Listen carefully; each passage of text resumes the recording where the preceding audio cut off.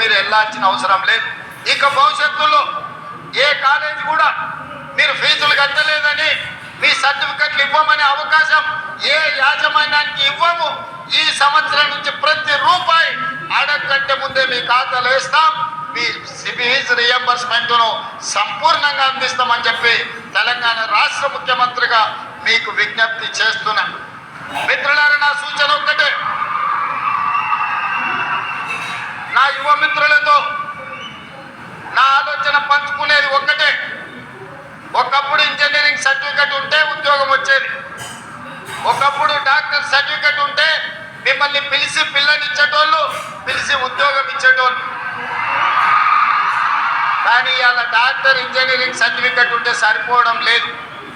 మీ చదువులో నాణ్యం ఉందా, మీరు బాగా చదువుకున్నారా, మీరు ర్యాంక్ స్టూడెంట్సా కాదా, మీకు స్కిల్ ఉన్నదా లేదా అని ఈరోజు ప్రశ్నించే పరిస్థితి వచ్చింది.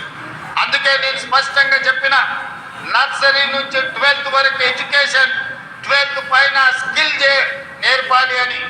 సాంకేతిక నైపుణ్యం ఉన్న వాళ్ళకి ఈ ప్రపంచం ఎర్ర తివాచితో స్వాగతం పలుకుతుంది. కేవలం సర్టిఫికెటే ఉంటే ఉద్యోగం వస్తుందో రాదో నేను చెప్పలేను.